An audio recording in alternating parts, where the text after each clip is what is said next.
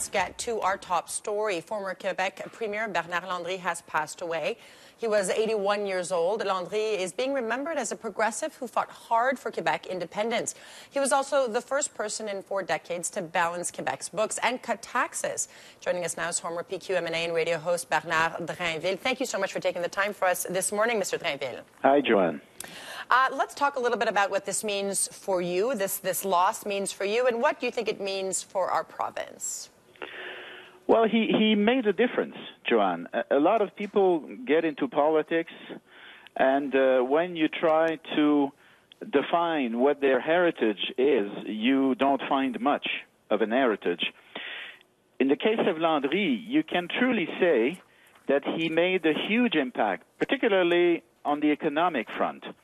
One of the reasons why Montreal is one of the world capitals of video games today is because of Bernard Landry, because in the late 1990s, he convinced the maker of the Ubisoft franchise to come to Montreal and open a new business, right? Yeah. And right now, Ubisoft, like Assassin's Creed, for example, the whole franchise of the Assassin's Creed video games are made in Montreal by Montrealers, particularly by youth.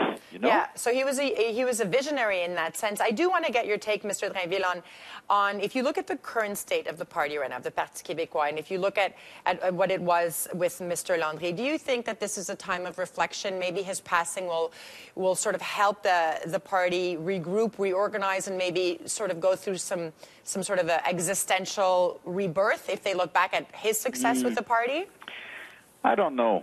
I think it will be an opportunity to reflect upon the fact that Le Parti Québécois was very important in the political life of Quebecers for the past 50 years.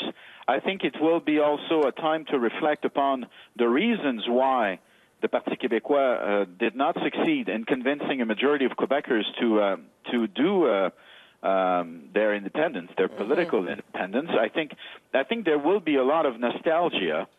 But, you know, I think if the Parti Québécois wants to rebuild, it must look at the future, not at the past. So, yes, truly, Monsieur Landry is a very inspiring figure because he was unflinching. This guy never gave up, never gave up on the dream of making Quebec an independent country. But if you want to rebuild the Parti Québécois, yes, draw from the past, but look at the future and ask yourself the question, what can I do to make the project relevant for the new generations, for the new generations? And that is the whole dilemma and the whole challenge of the Parti Québécois, how to make independence relevant in today's world. And that is indeed a very existentialist question. Mr. Drainville, thank you so much. That's all the time we have this morning. Thank you so much. I know you're very busy preparing your own show, so we'll let you get to that. Again, Bernard Drainville taking the time for us this morning. Have a great day. Thank you, Joanne. Thank you. Bye-bye.